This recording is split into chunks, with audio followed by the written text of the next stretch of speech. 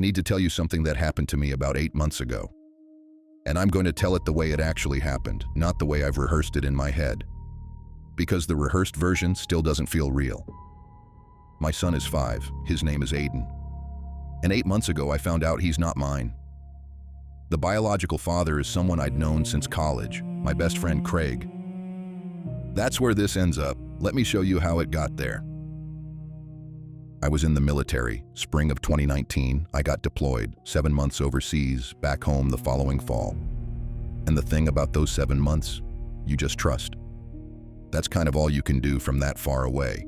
You call when you can, you trust that things are holding together at home, and you get through it. When I got back, Nicole was different. Quieter. I figured it was the adjustment.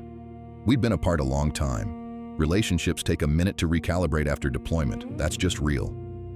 So I didn't push it. We had a good run after that. Or I thought we did. Then she told me she was pregnant. Called me into the kitchen, had this look on her face like she was trying not to smile, held up the test, and I was so relieved. We'd been trying before I left. I hugged her for a long time standing there. Aiden was born in February of 2020, and from that day he was mine. No question, none. So, second semester of his pre-K year, his teacher sends home a routine medical history form. Nicole was traveling that week, so I sat down with it myself one evening. Blood type was one of the fields. I write mine in. O positive. Pull up his pediatric file for his. AB positive. I went still. Because I knew, I'm not a doctor, but I'd had enough biology to know O and A don't make AB. I sat there probably 10 minutes telling myself I was misremembering something. Probably wrong. Probably nothing. That night after Nicole got home and Aiden was in bed, I looked it up, read everything I could find. I wasn't wrong. I ordered a home DNA kit the next morning, told Nicole it was an ancestry thing. She'd been wanting to do one anyway. She assumed I meant for both of us. I only tested Aiden and me. Then I waited 11 days. 11 days of dinner and bath time and Saturday soccer and all of it, acting normal. Because I didn't know yet, not for certain, and I wasn't going to blow up my family on a blood type field in a school form. The results came back on a Tuesday. I opened them at my desk at work.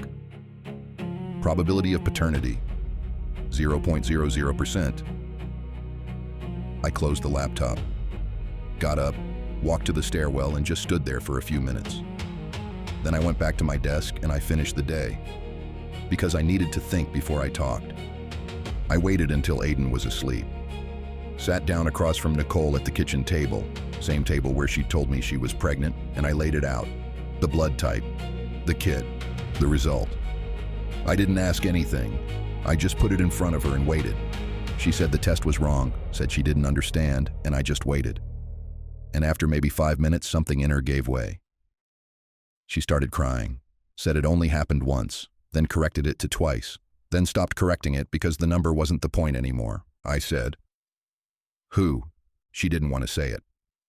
And the longer she didn't say it, the shorter the list got in my head. Had to be someone from that window, someone she trusted, someone already inside our life. She said it was Craig. My best friend since college, guy I'd known over a decade, guy who was at our wedding. Craig. Here's the thing about Craig. His wife Tanya was Nicole's closest friend. The four of us were like a unit. Dinners, holidays, vacations. They were at the hospital the night Aiden was born. Tanya was the first call Nicole made. And Craig held Aiden before I did. I was still in scrubs, still kind of shaking, and Craig just stepped in and took him and said, "He's perfect, man, he's perfect." I thought that was him being a good friend, giving me a minute to catch up. I called Tanya that same night. She picked up, heard my voice, and went quiet. Not the quiet of someone who doesn't know why you're calling. The other kind, she said. "I told Nicole to tell you. I told her 100 times. So Tanya knew. From before he was born, her husband got my wife pregnant while I was overseas and she sat on it. I don't know what she decided, that it wasn't her place, that her marriage came first. Whatever it was, she knew. Nicole's mother, Sandra, knew too. First trimester, Nicole told her. Sandra spent 4 years watching me with that kid, clapped when he called me daddy for the first time. I was the only person in my own life who didn't know what was happening in it. I filed for divorce the following week. Nicole didn't fight it. The complicated part was Aiden. Legally, I'm his father. I'm on the birth certificate. I'd been there every single day, and Craig had no relationship with him as his father. He was just Dad's friend from the cookouts. The custody hearing was rough. Not because the outcome was in doubt, just because I had to sit there and listen to people debate what Aiden was to me. Like it needed debating. I got primary custody. Nicole has him weekends. Tanya filed against Craig about 6 weeks after everything came out. What the two of them do from here, I genuinely don't think about. What I think about is last Tuesday. 2 in the morning, Aiden had a nightmare, called out for me. Not Nicole. Me. I went in and sat on the edge of his bed until it passed. He fell back asleep holding onto my arm. I'm his dad. That was never actually in question, not for me, not for a single day. But here's what I keep coming back to. Craig is out there somewhere knowing Aiden is biologically his, and Aiden is 5. Someday he's going to start asking questions about where he came from, why he looks the way he looks. Kids always get there, and I don't know what the right answer is. Does he have a right to know who his biological father is? Or is what we have, what we've built, what we are to each other? Is that the whole story? I think about it more than I'd like to, and I want to know what you think.